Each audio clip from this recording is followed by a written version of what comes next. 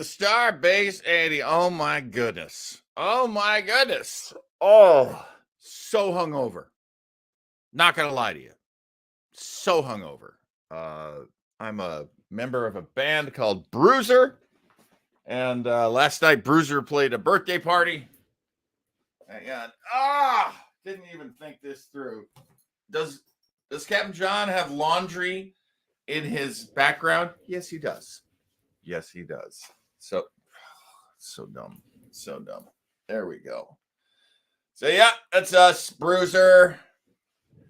Named after a particularly charming, lovely, and intelligent purse dog owned by one of the big burly men in this group. And Bruiser was there, eating chicken and mingling, as he likes to do. Oh my goodness. So woo. Flobo Voice is on, I will say, on assignment. He's got gigs. He's out there in the world doing performances and gigs. So we love you, Flobo. Come back anytime. He'll come back when he can. It's like 2 weeks off. So helping me out with the show are some dear friends of the show and very dear friends of mine. It's American Oni and Pris, ladies and gentlemen. Hi, everybody. Hi, don't worry. I'm putting earrings on, not taking them off. And so I just picture several people in a bar right now, like, pay up. She was taking them off. No, she's putting them on, not taking them, pay up. Oh, I know. These people like to wager during the show. We totally get that. Oh my God, I am so hungover. Holy cow. I didn't realize you guys had merch, and I'm like, well, now I need a Bruiser t-shirt. Yeah, I will totally rock that. It's so cute. The best part of the night was when somebody walked by as we were playing. They were like, why don't you have a merch table? What they're performing. It's like, what? Is that a request? Yeah, get a merch table. Like, oh, yeah. Geez, we could have been making some money doing this, kids. Right? Gimmicks, kid. The best part of the whole thing was at some point, just some drunk guy walked up to the microphone and to answer your question, Craig Robinson. Evening, guys. What rank are you in Bruiser, Captain? Ensign Robinson. I am, okay, and I'm doing air quotes, lead singer. I am a singer, but this guy who's actually a pal that I had not seen in like 10 years, and he's everybody's friend. Everybody loves this guy, and he just sidled up to the microphone with me and just started singing with me, and I was like, oh, good. He can take the high parts. We're doing Journey covers and stuff, and I'm like, go ahead, give it your best, Steve Perry. So it was so much fun. I loved singing with him. It was crazy. And the best part. So you're singing at a birthday party, big old dad band, and what's the worst thing that could happen? Someone comes up and goes, hey, I got a birthday coming up. Will you guys play my party? Like, oh. What do you mean the worst thing? Because it's exhausting. Get them bookings. That sounds like the best thing. It's so hard because these songs are just not my songs. Like, I hate to say it, but I realize it now. I don't love heavy rock. This is a heavy rock cover band. Mm-hmm. Lots of Kiss, Black Crowes, Rolling Stones. This is all stuff that just scrapes the top of my vocal range. And I'm like, could we do some Eagles? Could we do Cure? Can we do the Cure? Hey, I can sing everything in the Clash catalog. Can we do that? They're like, no, bro. But, we're gonna throw another. What's that? I'm gonna give you an idea that I've been sitting on since college. Okay. You cover. You only do your versions of REO Speedwagon songs, and you call your band Covered Wagon.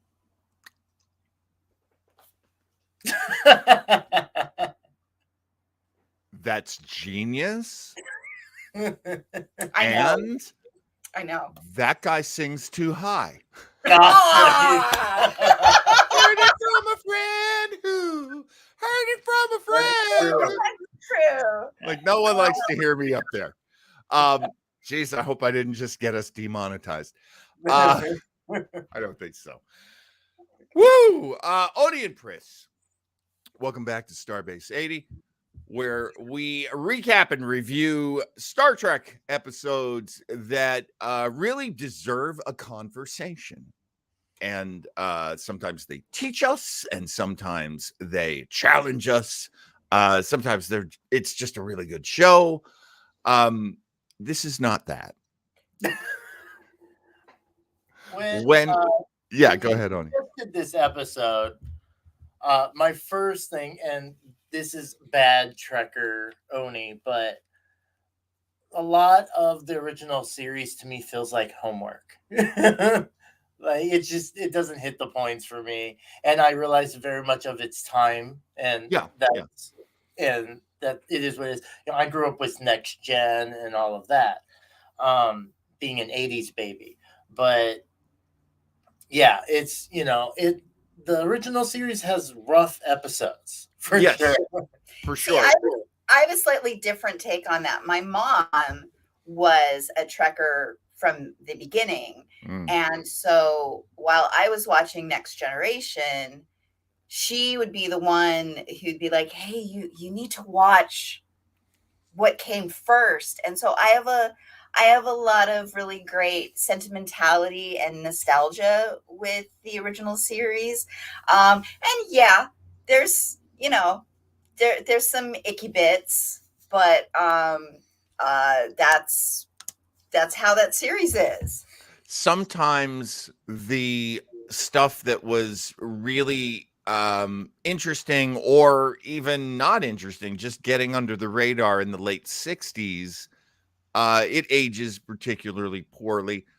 Yeah, I absolutely agree. And, let's face it, the philosophy and the sort of heart and spirit of like Next Generation, which then carried on to every Star Trek after that, was very much about inclusion and, diversity, being progressive in all aspects. When you say progressiveness now, people mostly think of politics, but socially progressive, gender-wise progressive, and that's actually why it's very. I am so glad you relented, Oni, and let us do this episode, because I can't think of two people I would want to hear from more about this particular episode.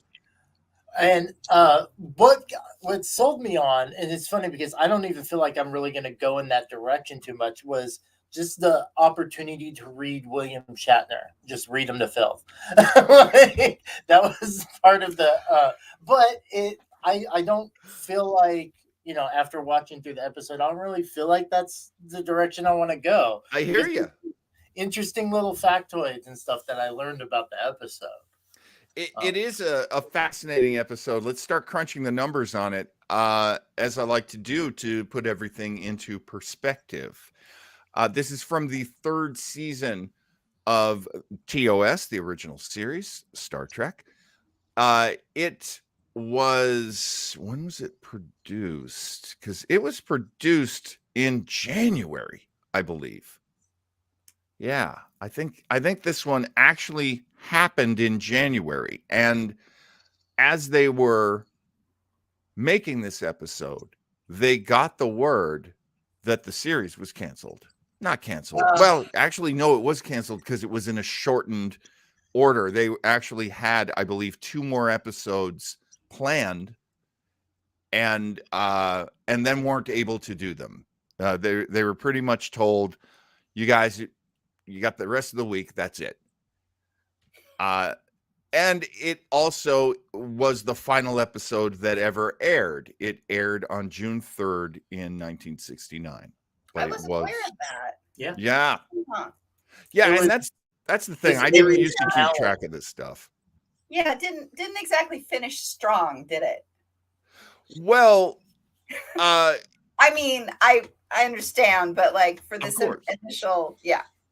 No. That's an excellent observation because from the notes that I was reading, they were saying, series finales in those days weren't popular.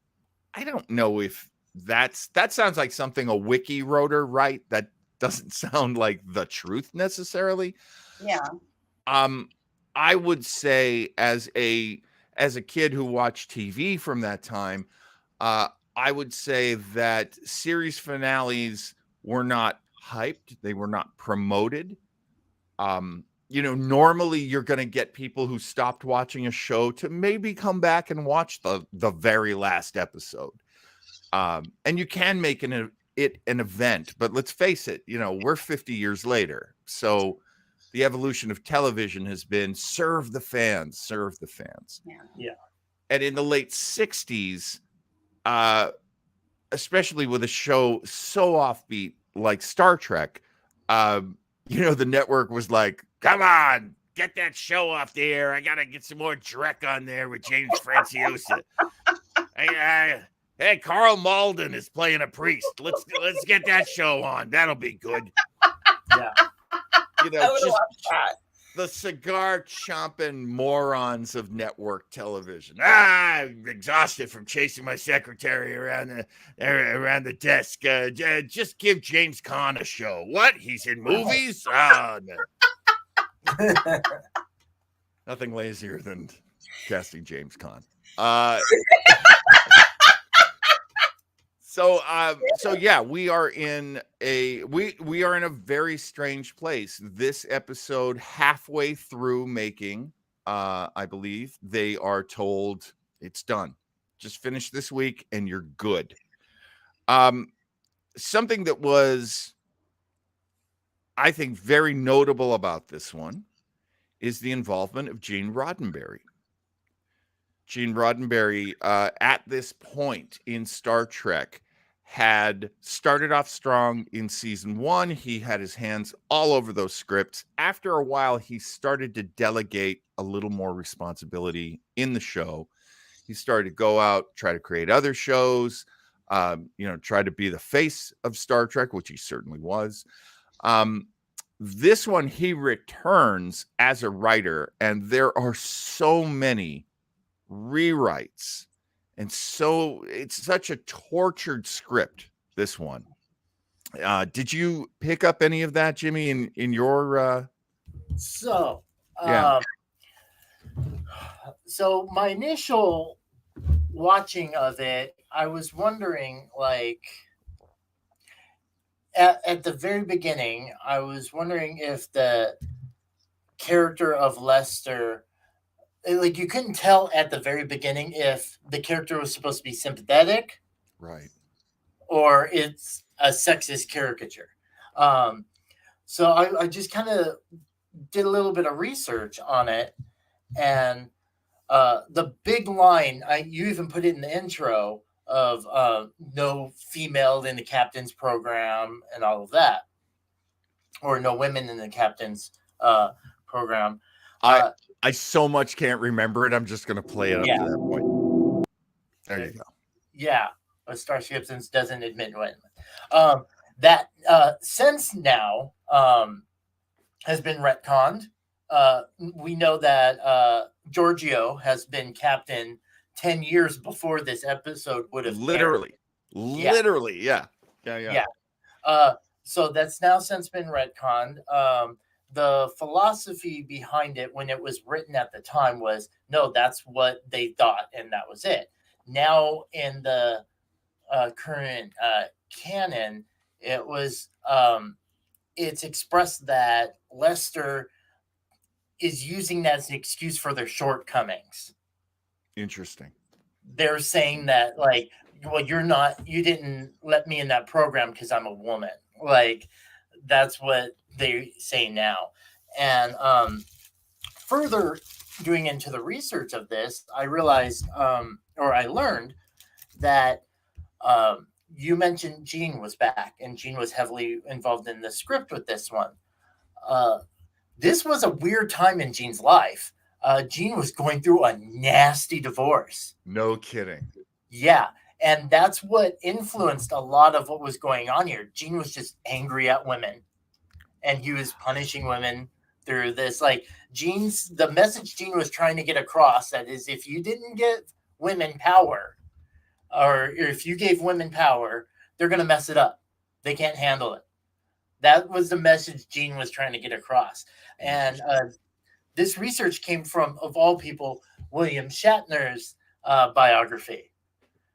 Where, you know, another huge supporter of equality and women's rights. But, you know, to give the Shat some cred, although he didn't oppose of this view, he realized that that was a little weird. That Gene was going through this and he was putting it personal. Like, he was able to recognize it.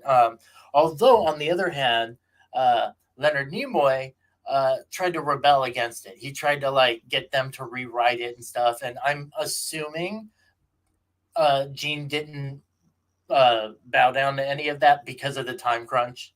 I'm assuming. Right. Yeah. Oh, absolutely. Because, again, I didn't. The part that I didn't catch in my research was that it was, oh, you guys are canceled. Hurry up and finish this episode.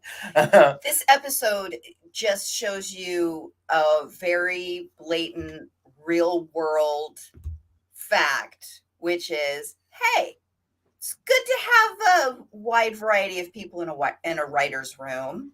Maybe not just have masculine people there. Maybe have people, maybe especially since you're trying to write from the viewpoint of a woman.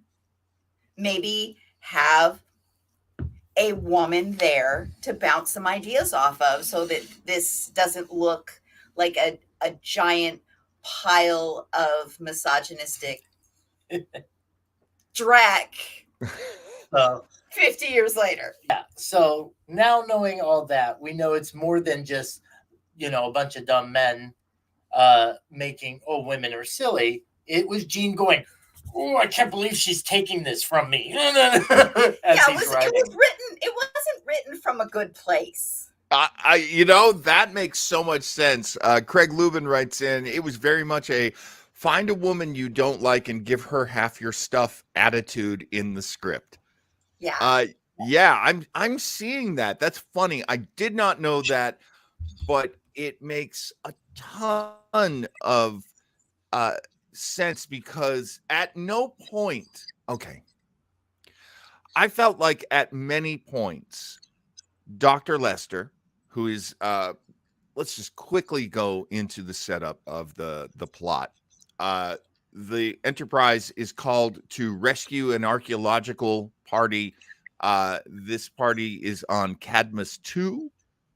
They are going through ancient technology. Nobody really knows what they're going to find there. And there has been a radiation leak that has killed off most of this party.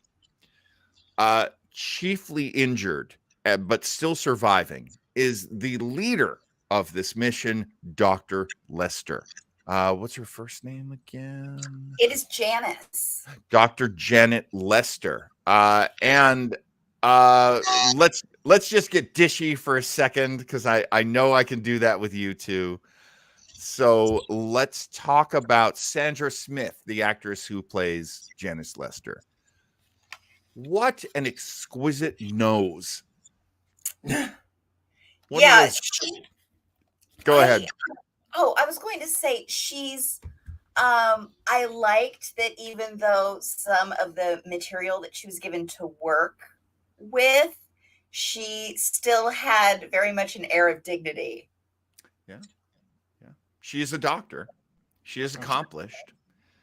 Graduate of Starfleet. We learned that very quickly, that the two of them, James Kirk and Dr. Janet Lester, were a couple for 1 year when they were in Starfleet. And so a 1 year relationship, that is clearly a long James Kirk relationship. Right. Am I wrong? Am I wrong? That's I like, think that's like his longest relationship, unless we count his horses. and let's count them. But yeah, Or Spock. I did well. True. Well, there is a fascinating. I'm just gonna jump. Did you catch this one? There was a story being done for, I think, Smithsonian Magazine while this one was being created. And this writer, Joan Winston. This writer, Joan Winston, tells this story from the making of this episode. Joan Winston also recalled many anecdotes. For example, there was a moment where William Shatner flubbed the line, "Spock, give it up. Come back to the Enterprise family. All charges will be dropped, and the madness that overcame all of us on Cadmus too will fade and be forgotten." Instead, he blurted out, "Spock, it's always been you. You know it's always been you. Say you love me too." That was such a better episode.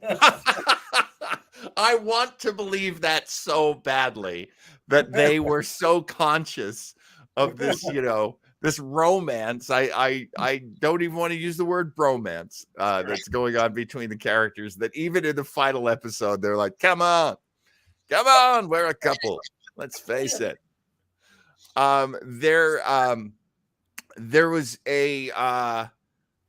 There's a moment where Dr. Lester is doing that, like, old timey moaning. And they detect maybe there's someone else that they should go rescue. So Dr. McCoy, who plays a very big role in this episode, says, "You seem to calm her, Jim. You should stay here with her," as she does her moaning. And they run out, and then Dr. Lester pretty much does the ding. "Hi, Jim. How are you?" He was like playing possum the whole time, I guess. I loved that. Can I just mention how uncomfortable and scratchy space pillows and space sheets look? Like a 50 thread count. Yeah. Oh, it's just like, maybe that's it though. Maybe it gives you a nice, like, exfoliating. Yeah, so you wake up and your skin's all shiny and fresh. Maybe that's it. This is so that you won't be bedridden. They want to get you up and out of that bed ASAP. They make it as uncomfortable as they can. Right. So we get some incredible exposition right at the very beginning between Lester and Kirk, where Dr. Lester says, "I loved you. We could have roamed among the stars." And Kirk says, "We'd have killed each other." To which she says, "It might have been better." And I think at that moment, I think we know we're not dealing with just a woman. I think we're dealing with a kind of a drama queen. Yeah. To me, that's the red flag. Yeah, Lester wasn't so great, but just so we're squared away on everything, who in your eyes was the drama queen in that situation? Because it was Shatner in my eyes. Oh, you're wrong. You're totally wrong on that one. She's bitter. She's bitter, baby. She's a bitter pill. I mean, and considering how the script was written, bitter woman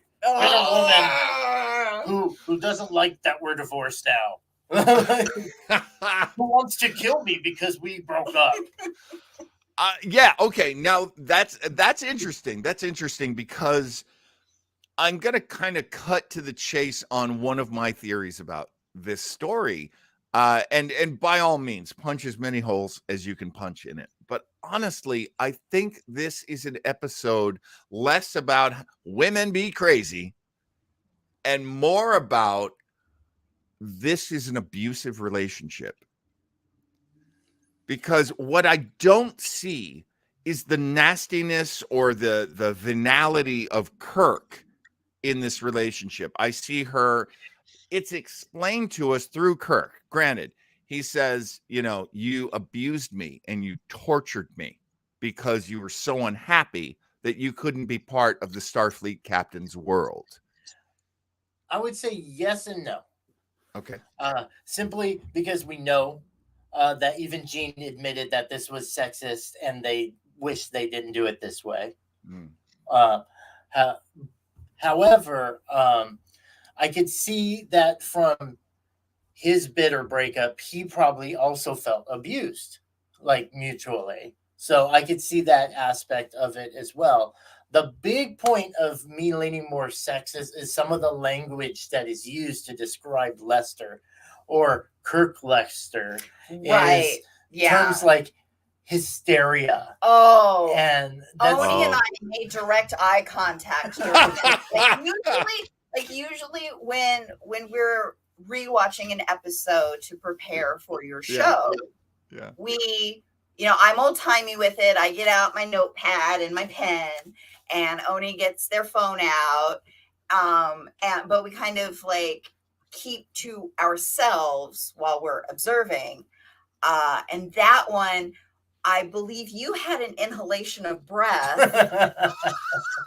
And I look over at you just to check in, because I've lived very out loud with being a woman, and there's certain keywords that make you bristle.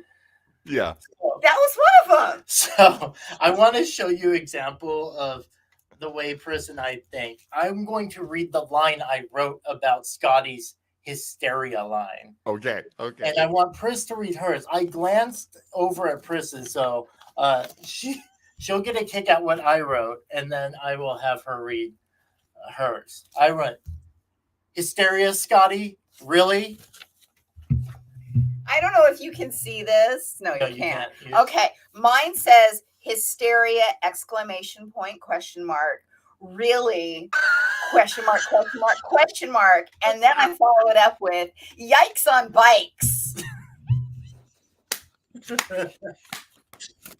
Oh my God. And that is an excellent point, because the one of the big criticisms of this episode has been that once Dr. Lester is in the position of captain, she falls apart. Now, granted, there are some complications here. One of them being that Dr. Lester is not Dr. Lester. She is pretending to be James Kirk. So that's a lot of work. Also, everybody's really suspicious of... And there's this great tension between, you know, take him to a cell and we will execute him. And everybody's like, Captain, we don't execute people. You heard me. Go do it. Okay, come on. Yeah, everyone was suspicious because Janice as Kirk is acting like Blanche Dubois or any other fatalistic Tennessee Williams character. I mean, you could definitely see where I don't know if it was Roddenberry, I don't know if it was Shatner trying to have fun with it. I don't know why, but it got real weird. My first impression of and I didn't realize it was as a performer. I later realized, but I didn't realize that it appeared William Shatner was going for an escalation of what he saw as acting feminine. So when he first gets possessed by Lester, it almost seemed like I put in my notes, it goes, it says Shat acting femme, but trying not to be too femme at the same time is hilarious. It's it's almost like he personally is too macho to do it, so he's like trying to well he wants to show you his glass menagerie before he completely. I mean, one of the things I always like to remind people is that in his day, so in the mid 50s, I guess in the 50s you could say, William Shatner was a celebrated actor. He was considered a terrific actor. Judgment at Nuremberg. He, as a Canadian, was incredibly influential as Romeo and Hamlet. He has a very, very noted Shakespearean training. And they lean on that a lot. One of my favorite jokes to use on this show is, especially when you're talking about classic Trek, is there's no special effect like acting. And so they really dig deep, and they really, do you know, this is hilarious to me, and you just reminded me of this. They were actually angry while they were making this episode that they were going to miss being able to submit it for Emmys, because they thought for sure that William Shatner, playing this dual role of Kirk and Janice Lester possessing Kirk, they thought for sure he was going to get an Emmy. Did anyone do a CO2 check on set? Craig Lubin comes back and says, Janice/Kirk led to some of the best meme level Shatner overacting meme ever. Too macho to be female. Yeah. That his Al Jolson. Yeah. It's so true. And you will see that picture used as a meme all the time. And it came from this episode. Go ahead, Oni. Well, and then like by the time Shatner reaches the trial, there's a trial in this episode. That's the other thing. There's a tense courtroom drama in Act 4. That's hilarious. Yeah, go ahead. When he gets there, he's full Farouk assault. Like, mine, I want it now. So I have a bit of interesting trivia that I found out in my research, which was that that room originally had curtains. There's actually a tremendous bit of trivia from that. I gotta find it here. Here it is. Shatner clashed with the director Herb Wallerstein because Wallerstein wanted Kirk to exit a scene via what was established as a wall.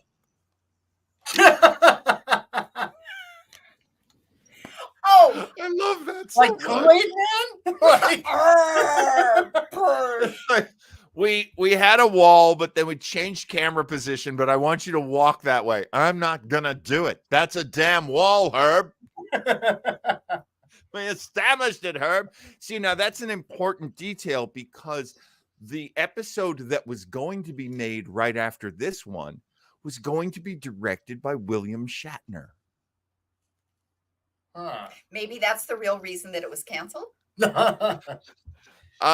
During the first 3 filming days, pre-production was underway for the 25th episode of this season, which was never made, called The Joy Machine. Did it have Clint Howard in it? It had Clint Howard in it, didn't it? I'm really afraid that it was like, it kept breaking out into rock and roll music and nobody could stop dancing. Yeah.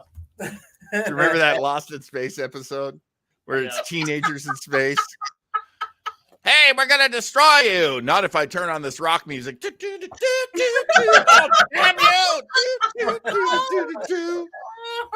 Freaking love the late 60s, man. What a stupid time in this. Okay, so there is a lot of violence in this episode. Am I overseeing that? There's and the yet moment. Not one double-handed axe handle to the back. Not one. After the episode, the one thing that I said to Pris that was from my notes was, I realized Vulcans are supposed to be naturally stronger than humans. Yeah. However, if Vulcans were real and I saw a Vulcan reach anywhere near my shoulder, I would just punch him in the face. Because it's just there's a big part of this episode where Spock is just going, how's it going, Clint? Yeah, just walking up like, buddy, yeah. How you doing? Yeah. Why was my fellow security officer shouting? Don't worry about it. Exactly. You got some lint here on your shoulder. Yeah, it's I love that there's a lot of Spock in this one. That Spock is being very Spocky. At the point where Dr. Lester is saying, look, use your telepathic power. You can find out it's me. And so Spock just casually does the mind meld. And then he's like, oh, yeah, you're right. That's a great moment in the script because, you know, our hero, who no one will believe, is finally believed. Did you like how that was handled? Did that work for you at all? Okay, so it very much seemed as though that was like a first attempt or a first reveal of Spock's mind meld abilities. And I haven't watched a lot of the original series in a while. So was it the first time that device was used? No, the device has been used many times, including with that Devil in the Dark monster that could melt through walls and stuff. So it had been a big Deus ex machina. Yeah.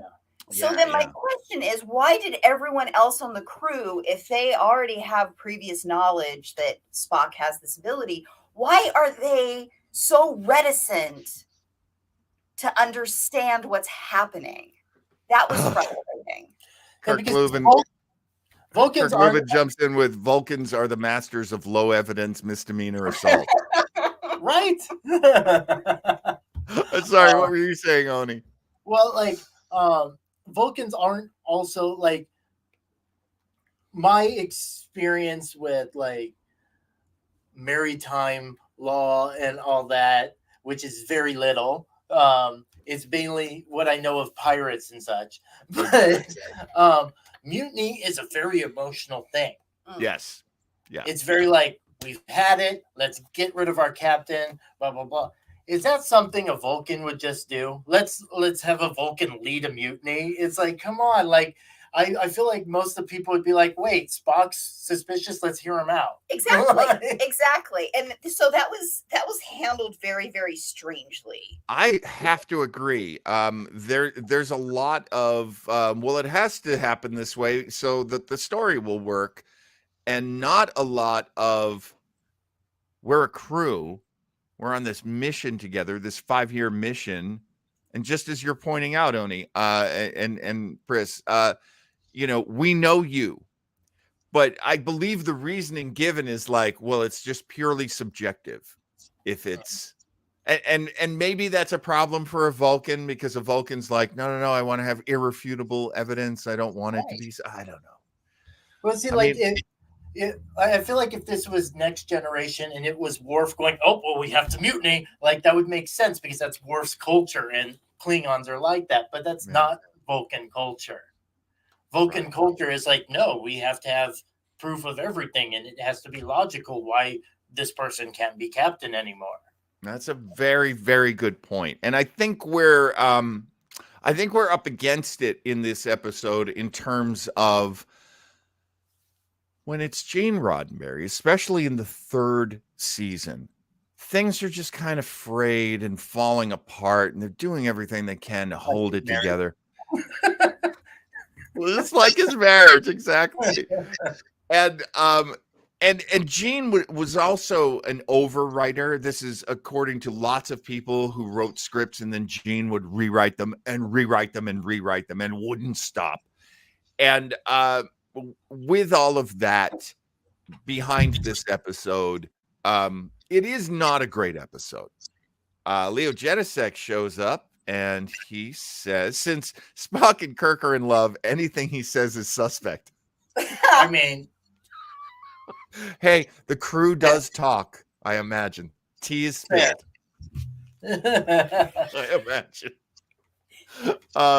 So we've basically got this trial. Oh my gosh. And then Lester / Captain Kirk is basically in the, you're in the brig and you're in the brig and you're in the brig. She's basically, running rampant through this whole thing and using security as her, army of goons. Here's a question I wanted to ask. Would you ever trust these security guys again?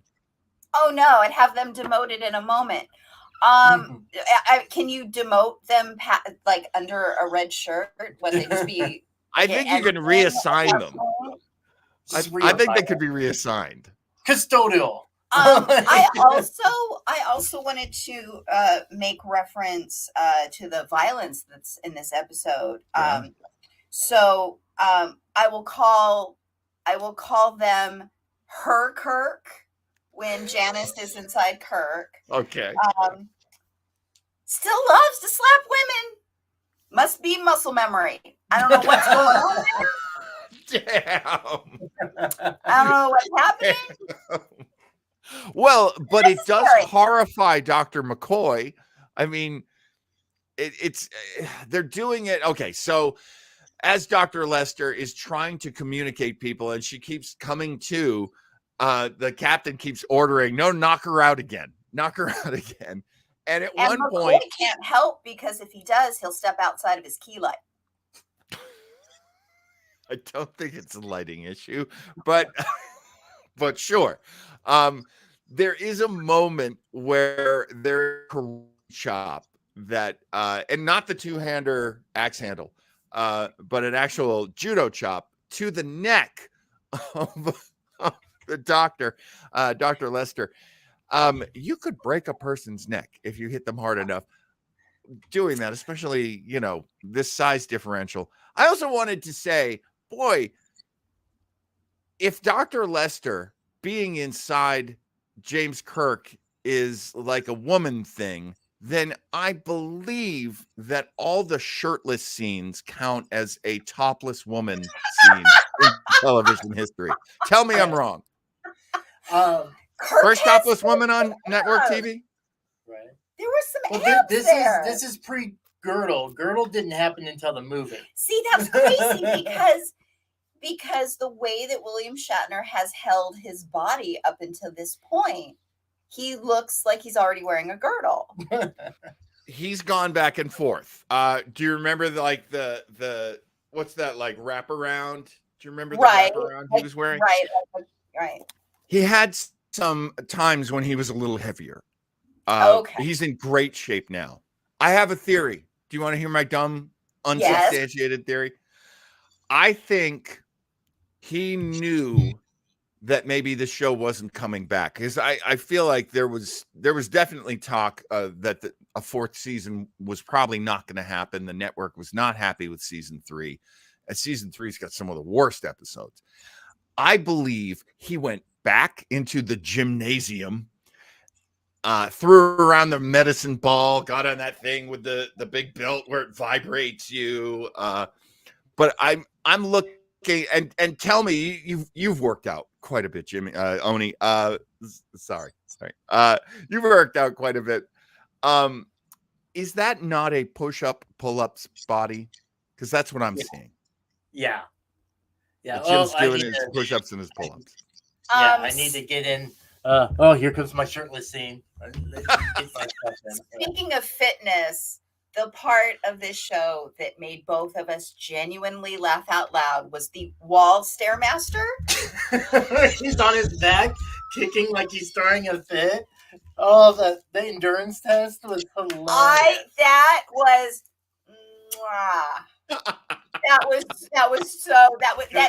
That hit all of my buttons.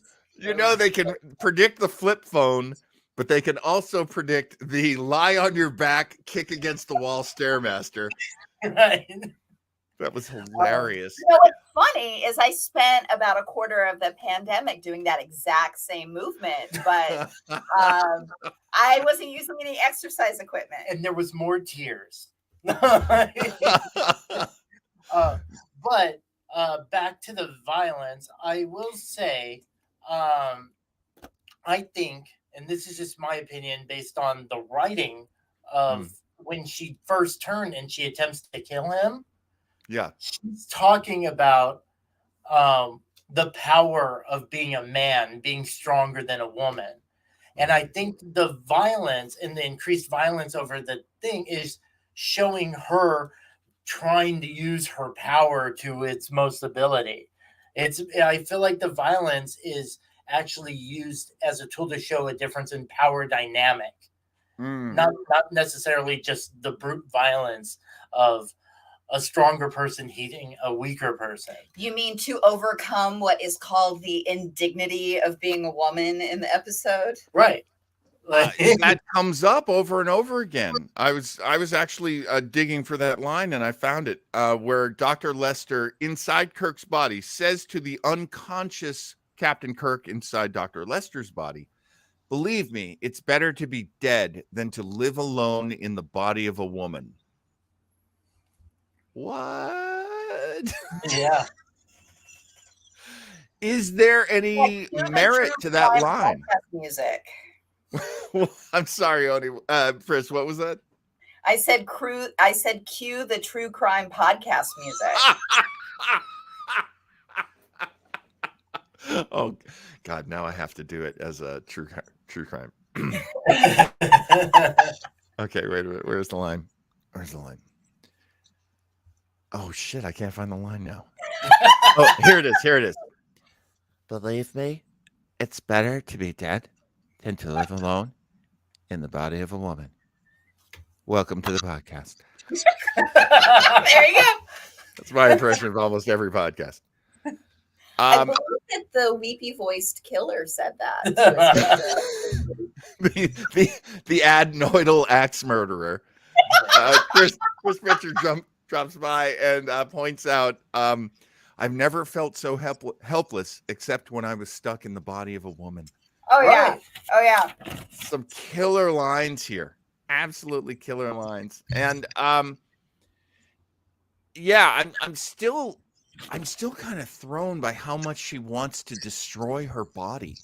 She wants to destroy Dr. Lester while she's inside Kirk. Now, there is a practical reason why. The terrible doctor who's been helping her, just the worst doctor ever, has basically Dr. Coleman. Thank you. I was going to go digging for that. Thank you.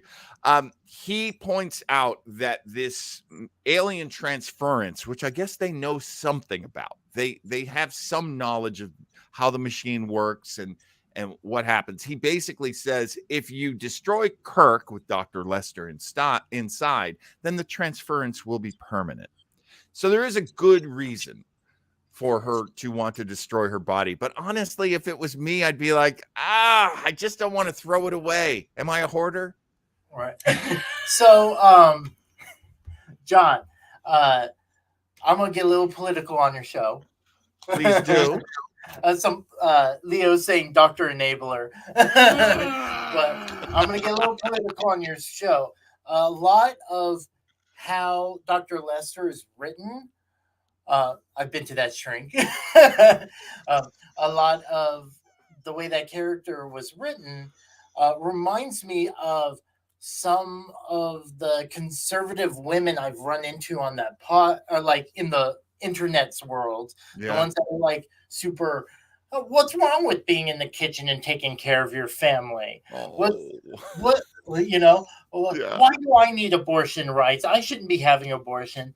And the meme that pops up a lot in the internet world is the misogyny is coming from inside the house. Oh, interesting. That's where a lot of that I feel is written is she hates being a woman so much. It's almost like she hates women when she's in Kirk's body. I definitely get that feeling that that's so, yes, brilliant.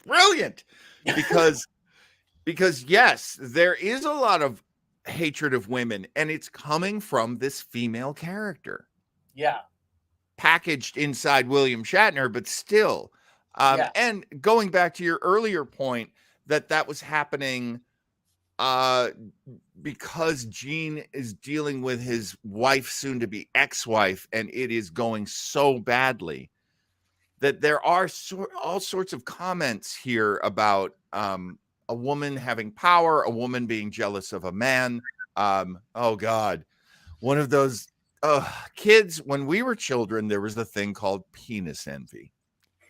It didn't actually exist, but it was the assumption that women were mad at men because they wished they had ding-dongs, as opposed to women were mad at men because they were tired of being treated as property. And remember, in 1969, a divorced woman living on her own was seen as some bizarre, crazy person. How could you ever live with a man? Credit card companies would not give a credit card to a woman. Right. Yeah. She had to have a man sign on with her. Yeah. Leasing an apartment, getting a job, wearing pants. All of these things were not accepted from women. So even in 1969, now we don't have full autonomy over our own bodies. So just as Oni pointed out, there is a whole subculture of trying to talk women out of wanting equality. Mm-hmm. And it's absolutely bizarre that anyone would, just to me, it's bizarre that anyone should think that inequality is okay. I just still don't understand that. And one of the reasons why I don't understand that is because I love Star Trek so much, and I was taught everyone can be on an equal playing field. Everyone can be treated as an equal. Yeah. It's crazy that even the final thought of this episode is so problematic. Like in the beat, she's infantilized.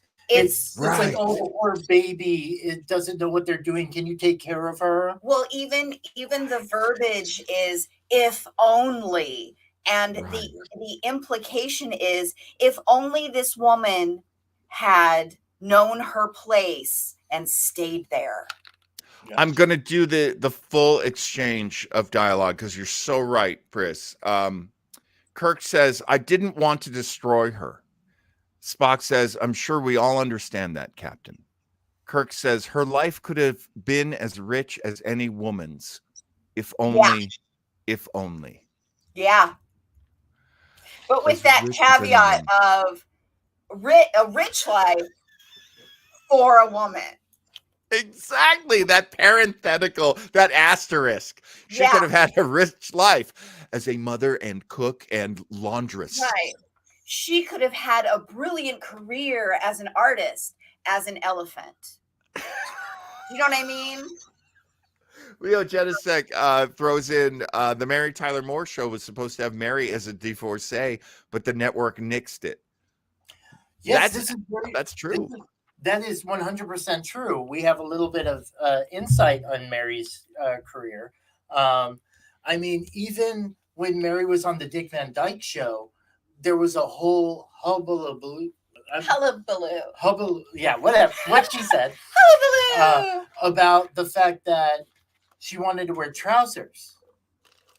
That's right. They were so those sexy capri pants, baby. Yeah.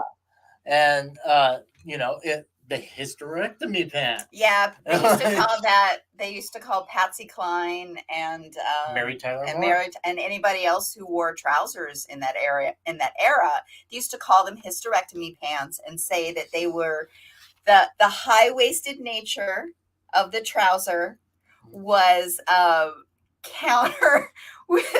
was bad for reproductive health.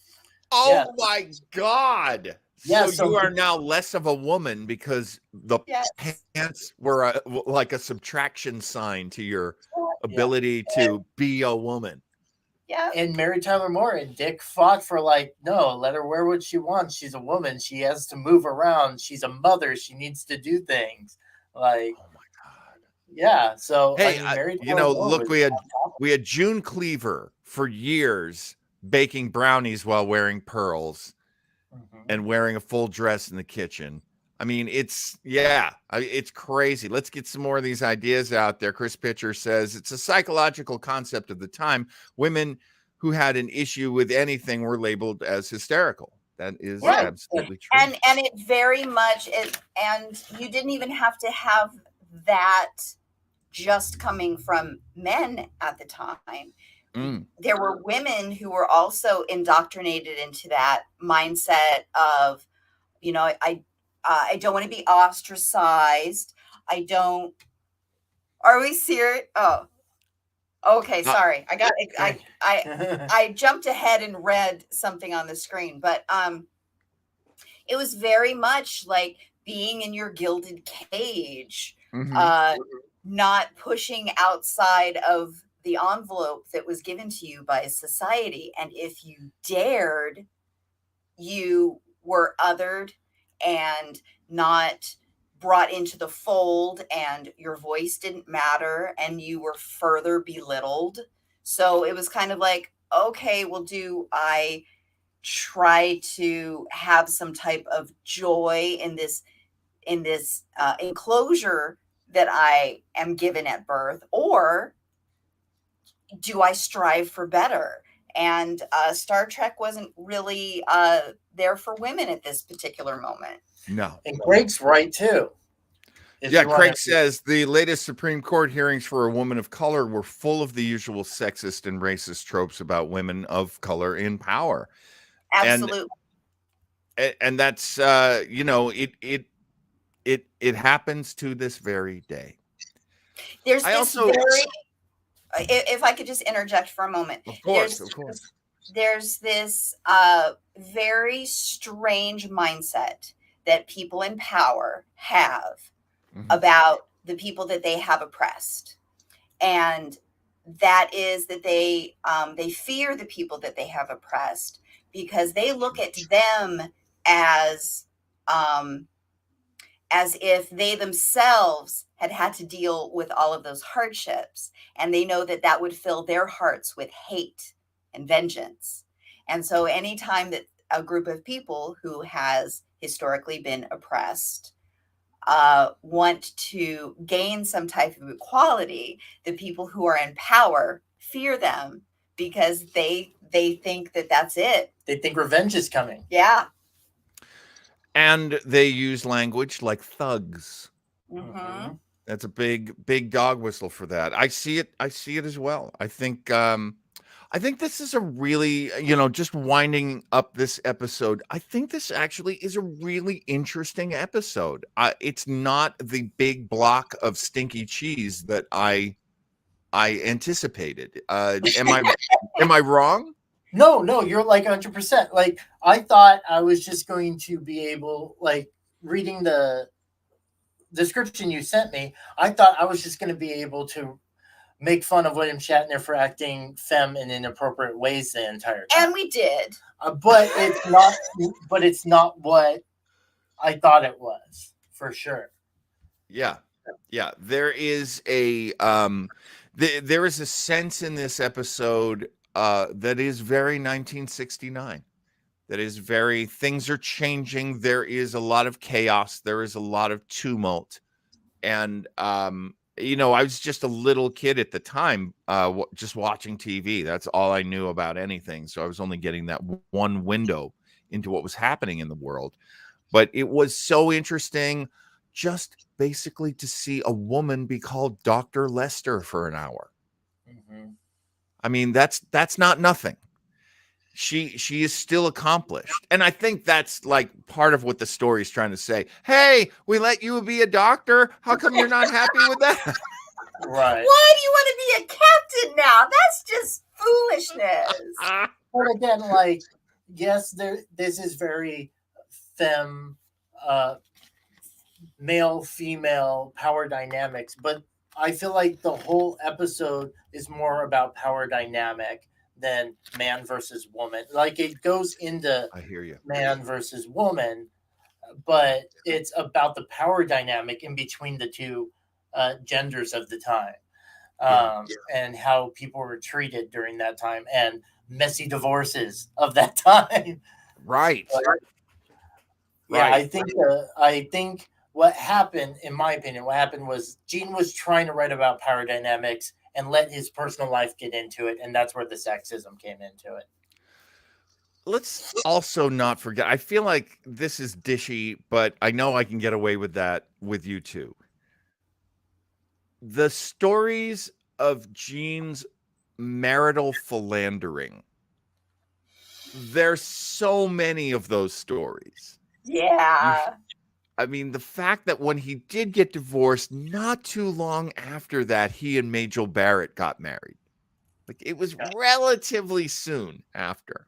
But there had also been stories about him romantically pursuing women on the show, which, again, power dynamic, you know? Yep. Well, yeah, I mean, we just hopefully we are still on track to eradicate some of that behavior currently in Hollywood.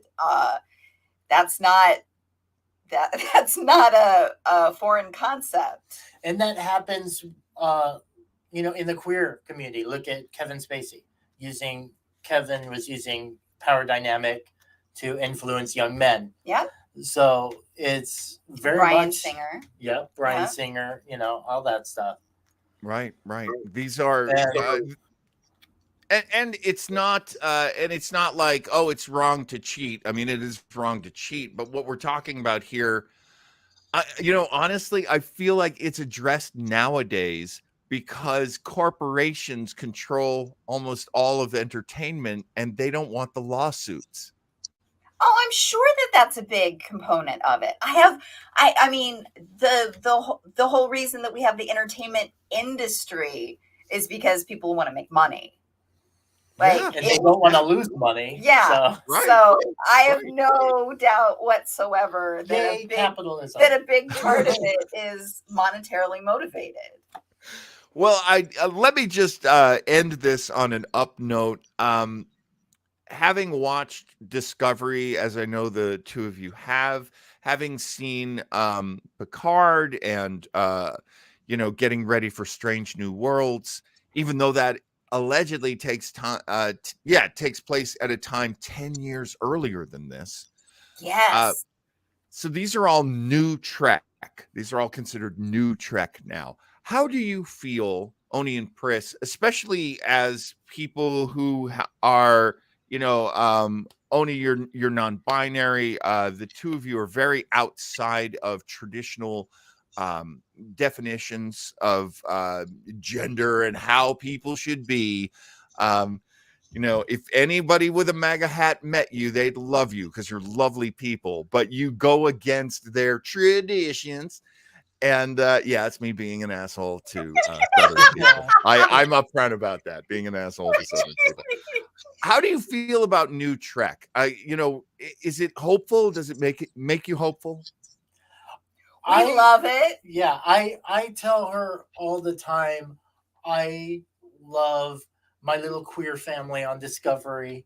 The little queer family that developed on there. There's so, like, we currently watch Disco and Picard, and there is something that's really wonderful when you can watch a show that you have no relation to other than being a fan of it and have a visceral connection to, because the writing is representative of your values and ideas, and you see people that look more like you and they are making choices more like the choices that you make. So it's really wonderful to have these kind of quasi avatars that are in the future but also here, and it gives you this wonderful template of the way that things could be and how we can move forward and make that a reality. One of the things that I really like is they've gotten, like, and I realize that they have to write certain things for Middle America, so Middle America could digest things a little bit and make it easier. So at first, I could see how some people feel like it's a little heavy-handed, but they have to establish things, right? Like they have to establish, in this universe that we're building, people respect people's pronouns, right? And so they have to have that moment in the show where the character's like, well, actually, I prefer to be referred to as this. And then they have to move on.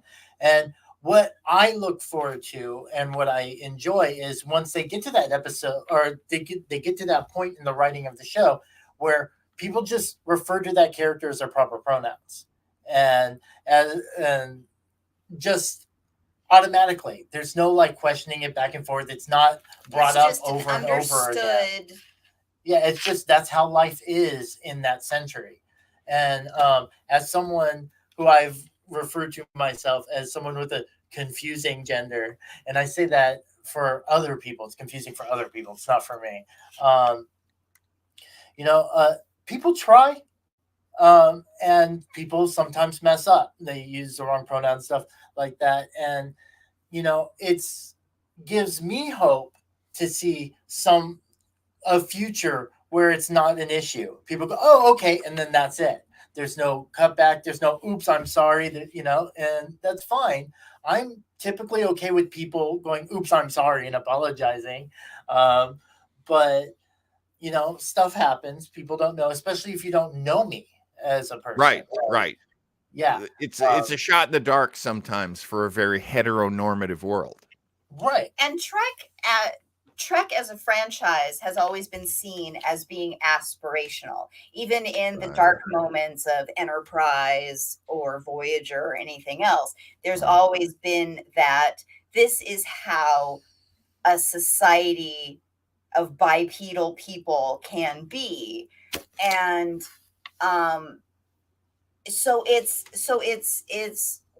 wonderful to see that, and it's wonderful to kind of gently introduce it, even though it's kind of a little ham-fisted sometimes, but to kind of introduce these ideas to people that are on the interiors of countries and not just in the coastal regions. Right. Not just in the cities, but also in the towns, the villages. Right. Yeah, absolutely. Yes. And it is. Yeah. It's I want to say it's an evolution, but evolution is not usually in people's control. So I'll say it's a social evolution of choice. I love that scene in Discovery where Adira Tal says, please, I'm not a she or a her, I'm a they. And the person she's saying it to is a gay person. It's Dr. Stamets. And so it's not like, hey, all you straighties, you're always wrong about everything. It's like anyone could be wrong about this. Right. Well, Oni and I will be the first people to tell you that even in the LGBT plus community, because there are more detailed and accurate verbiage and descriptions that we can utilize now. There are some of the older guard. It's a generational difference. Yeah. Like personally, I'm a non-binary trans person, and I was partially raised by a gay couple, two cis men, and I had to educate them because for them, they were gay people, straight people, and transvestites. Boom.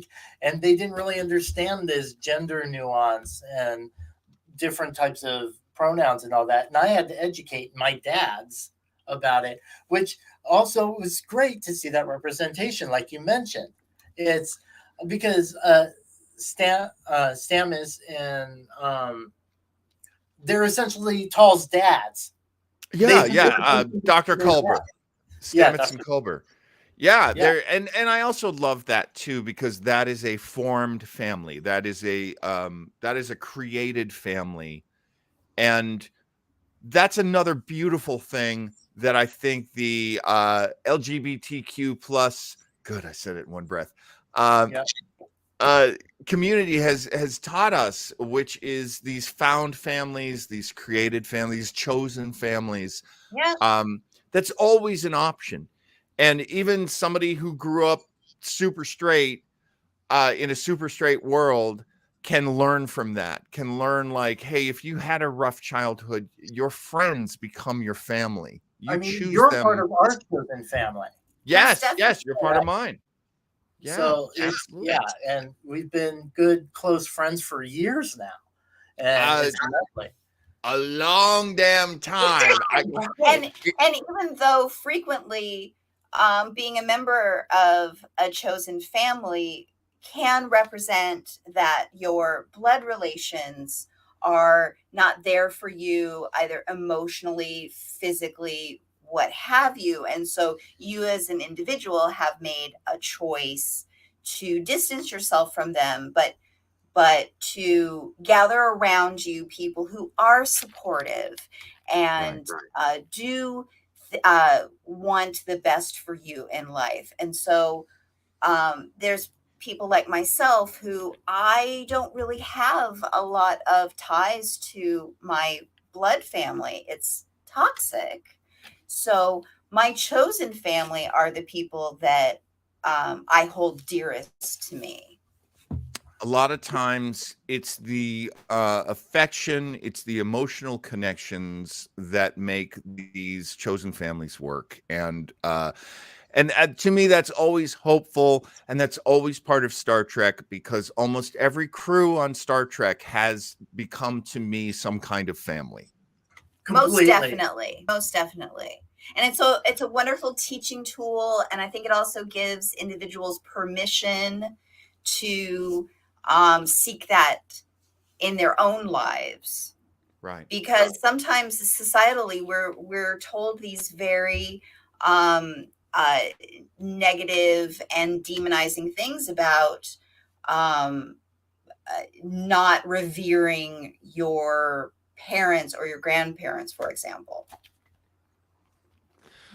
I love that we ended up here because it's all about love. When you get down to it, it's all about love. And I do absolutely love the two of you. Thank you so much for being on the show. I love you, John.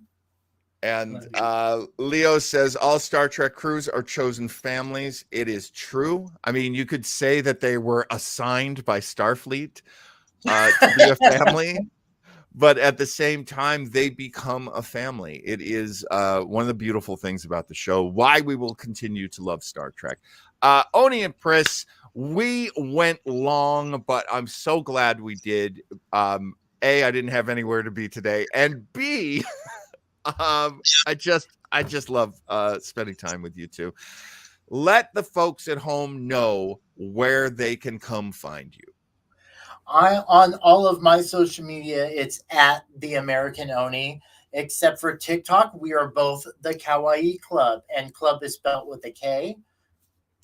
On Twitter, I am at Pris_666.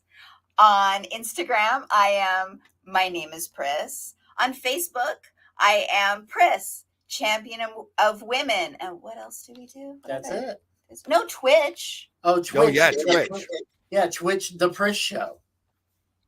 The Pris Show. I have been dreaming for so long that there would be a Pris Show. I'm so happy there is.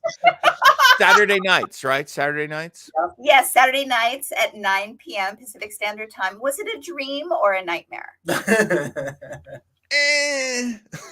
good. I like being creepy and scary. Pris does the most Dada thing every Saturday. She roller skates, and we play music and chat with people in the chat room. It's nice. Pris, could you take one more swig from your beverage for us, please? Because I did not call any attention to it. What? It is a bottle of Hershey's syrup, ladies and gentlemen. The big one. The big one. I mean, I had to get up at 9 and put on a full face of makeup. I need a little go-go juice. That's all. Give me sponsored, Hershey's. Come on. I can't believe you made a Honey Boo Boo reference. Go juice. Craig, come on. He kind of looks like a pageant baby. I do. Craig Lubin, you are absolutely right. Oni and Pris are awesome. What a great chat we had today. That was fantastic. Great show. Oni and Pris, thank you so much. You, of course, will be contacted again and asked to be on the show again sometime in the future. And thank you so much. It's our pleasure. Yeah. Let's do the traditional LLAP. Wishing everybody to live long and prosper. I can't believe I was so slow. Coming up with this. See you next week, everybody.